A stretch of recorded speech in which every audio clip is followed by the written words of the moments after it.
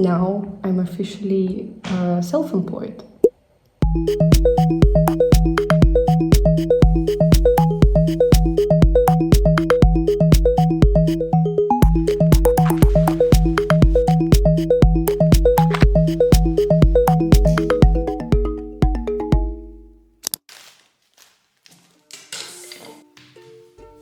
Hi everyone, so I have a story for you today about how I got laid off from my day job and how that somehow led me to deciding to try become a full-time artist again. While I'm telling you all of that, you can watch me making a gift for my friend who's having a baby soon, and also I'm making it in my new studio. Can you imagine? Like my first art studio. But we will talk about it later. My friend asked me to make something for the baby, and I decided to make a little felt mobile. I hope I pronounce it correctly. I've worked already with felt before. I made this little keychain from my mom of our family dog, and I really liked the material, so I wanted to use it again. And choosing the animals for this mobile was very easy because first, the baby is going to be born in the year of the horse. Second, my friend loves horses. And third, I love horses. I think there were basically no other options. Back to getting laid off part. In May, during one of the calls with my boss, he told me that the company I had been working for about a year as a data visualization designer was struggling with the budget, and they couldn't keep me as an employee anymore. And I remember having such a weird reaction to that. I had seen so many stories about people getting laid off, especially recently, but I never actually thought that it could happen to me. And not because I thought I was some, perfect employee or anything. I just felt like those things happen to other people, like we always think. At first, I was mostly shocked. It was also Monday, and I have therapy on Mondays after work, which, let me tell you, was a very convenient timing, because during the session I was very calm, like it's fine, I have no idea what I'm gonna do, but I'll figure something out. And then after talking for 1 hour with my therapist, later in the evening, I think I just speedrun every possible stage of processing the new. I was angry, I was crying, I was like staring at the wall, I was then excited. But the next day I felt okay, and pretty much immediately started thinking about what I want to do next. And I live in Germany, and I qualified for unemployment support. And I also found out that there was another kind of support if you want to use that time to become self-employed. So I was like, okay, I have a choice, And I also started thinking maybe I should try to become a full-time artist and content creator again. And I say again because by this point, it feels like I've had a million attempts at making creative work my actual job. So it took me a few days to decide, and eventually I realized that it would actually be difficult to come up with a better moment to try, because I have some financial support, I have this potential government help. Our living situation with my husband now is quite good, very important. I got crazy lucky with this workspace. Around that time, I had also started making miniatures, and I got really into them. So I thought, okay, maybe that's the time. And that's basically how it all started.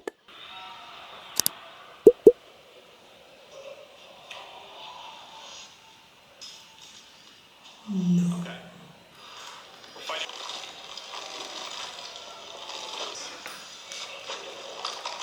Oh my god. What did this game just turn into? Oh no.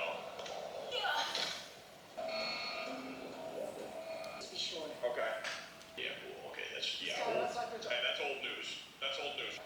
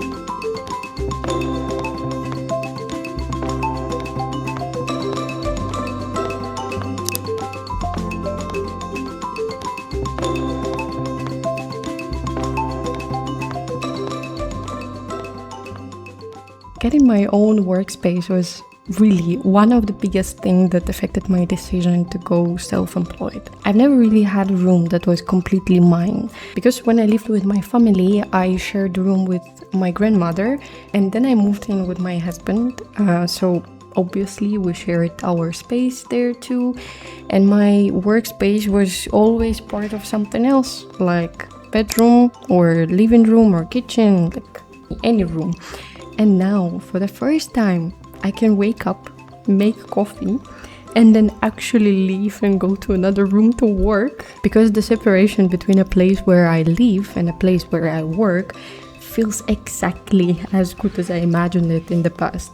And I'm also really happy because I didn't have to spend a lot of money to put this studio together. Lots of furniture I got from different parts of our dormitory where I live, including this giant shelf my husband helped me to put up. If you knew, it was such a struggle to put it up there because it's so heavy.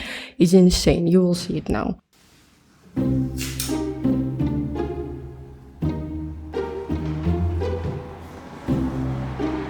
Just confirm the lines first.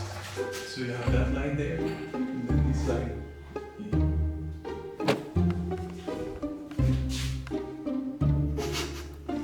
Like a prisoner from behind.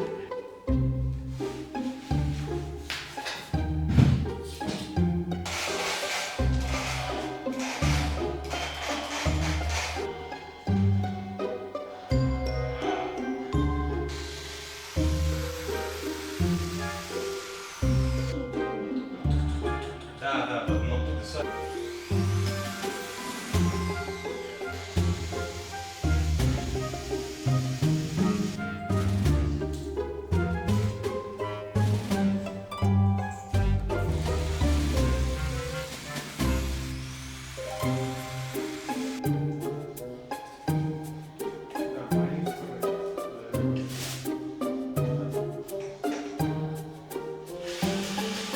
Not perfect, but it looks sturdy enough, you know.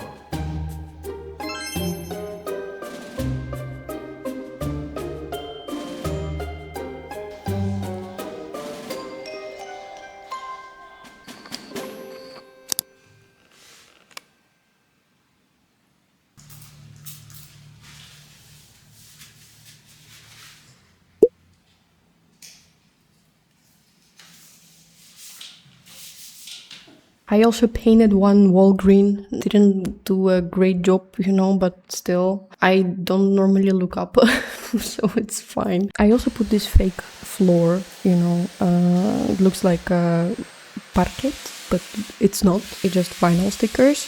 But my absolute favorite thing here is my desk. It's insane how huge is it. I split it in 2 zones, all the digital stuff on the right, and my cutting mat, tools, and all the craft projects are on the left. And the best part is that I don't have to clean everything up every evening. If I stop halfway through something, I can just leave it there and continue the next day. So it's nice.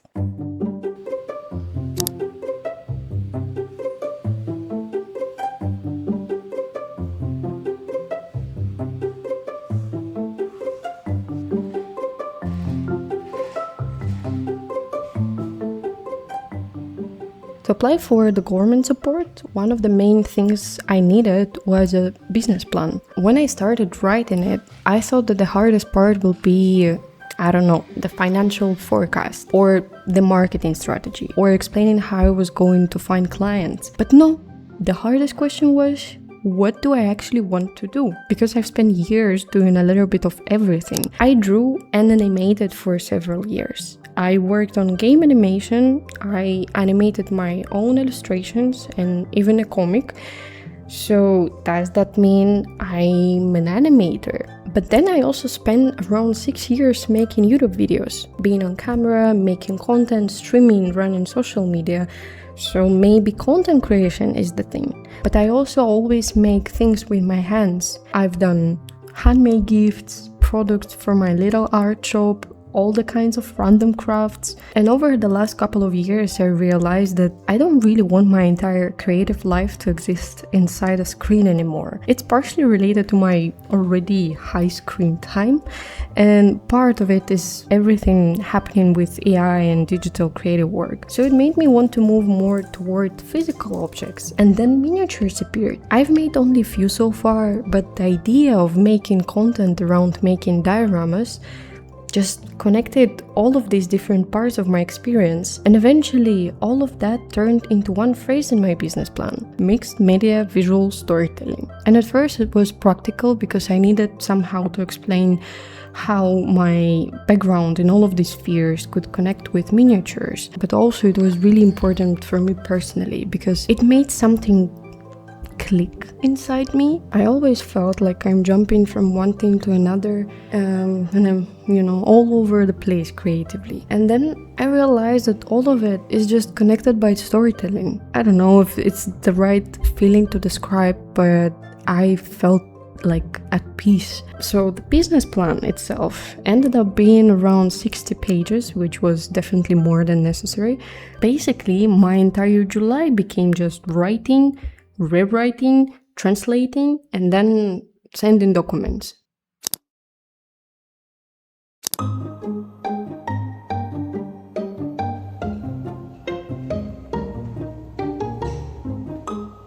So yeah, that was basically my whole July, but I also had some life in breaks between all those documents. First, the most important I think, I started going to the gym again. I recently found out that I have anemia and like my iron is 9. Which explained why I needed to have breaks every time when I go one flight of stairs, and I was breathing like crazy. So after I started taking the iron, I got some of my energy back and finally returned to the gym, which is literally one floor below my room, so I don't have any excuses anymore. And it definitely helps me to keep the routine and feel much better, much stronger. So yeah. I also discovered that you can make freckles with henna. Maybe it's not a big discovery for you. I just, recently decided to give it a try, and it was a really good attempt. I usually draw them on with makeup, but henna can last for several days, which is very convenient, and it also looks very natural. The only problem was that one tube had way more henna than I needed for freckles. So instead of wasting it, I started drawing temporary tattoos. At some point, the main problem was just to stop myself because even like drawing these tattoos, you still have quite some henna left. I wanted actually to share one of my recent happy news. I got a notification a few days ago that one of my favorite, not one of my favorites, but my favorite music band, Kaleo, they announced a show in Berlin. I wanted to come to their show 5 years ago when they wanted to come to Russia. But back then everything got cancelled, so I had this dream to see them in real life and to hear their music in real life. Yeah, they're traveling now, I think, or just announced a show in Europe, and they will come to Berlin in 2027 in March. So I bought the ticket and I'm so happy. And now I understand that I need to learn the lyrics. That's the homework for me for next 9 months. I mean, I'll be glad to do that. So, but I really recommend you to listen to them if you haven't heard of them before. I'm so happy. I will go to clean this off because I think it will be too much if I wait more. I also came back to knitting this cardigan from this tutorial again because I've been knitting it for about a year. Because I knit for a week, disappear for a month, come back, and then disappear again. Just a cycle that I cannot break. Now I've almost finished the body, and I just need to make the sleeves and a zipper. So hopefully it will be ready by Christmas.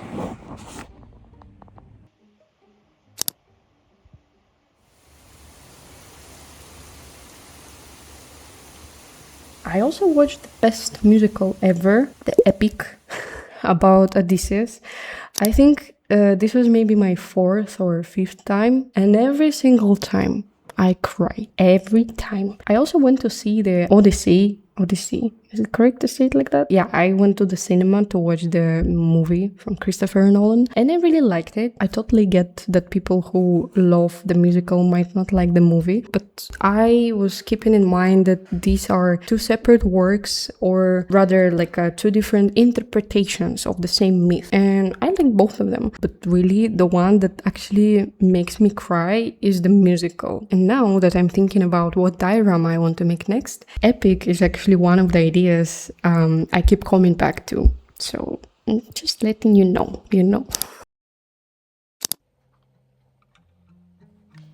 I'm recording this part in August. Turned out that I don't have anything recorded for the ending part of this video, so I decided to record it now while editing it. So what happened is that my business plan was approved, and now I'm officially self-employed. I'm slowly adapting now to a new working schedule where technically art is my full-time job now. I'm excited, but it's still a challenge, and I'm very scared because I've tried so many times to make it my full-time job. There's always this thought in my head that if I would, keep trying a bit longer, a bit harder, that it would work out, that YouTube would work, or my animation account, or art job, for example. And most of the times when I think about it, I have this thought that I failed. And I understand that it's a very toxic way to think about it, because it feels like I devalue myself, all my experience, and I understand that it's not the right thing how to view your previous experience. I know that I didn't have all the tools to regulate myself, because I had these bursts of motivation, and then I was just completely burned out. I want to believe that this time it will be a bit better. Still, I don't want to pretend that I fixed everything by now. I'm still scared a lot that I will burn out and nothing will work out, because that's especially scary about trying publicly, because people see you trying, and then if it works, then cool, but if not, people see it. And I have some audience from my past years when I was running social media in different language, and I feel like they see me trying for so many times. I know my friends see me trying, and I'm really just trying to not think about it. Every time when I have these thoughts, I'm like, okay, not now, because if I would think about it a bit more than I usually think, that would demotivate me a lot and would scare me more, to the point where I would not try again. But how I said before, now it feels a bit different, I guess, from making this business plan, officially preparing stuff and registering as a self-employed person. Having now my working space, all the support from my close people, from my family, from my friends, I just feel like if not now, then it's really hard to imagine another time when I could try to do this again. And I think I've also changed as a person, because I got better at noticing all these, changes before I actually burn out. I can regulate myself a bit better now. I'm better at making breaks and pushing a bit more where I actually feel like I can push. I really hope that all the things that I've done throughout my life and the things that I've listed in my business plan, that they will come together now somehow and turn into something nice. So yeah, that's it for this video. Thank you so much for watching, and I see you in the next one. Bye.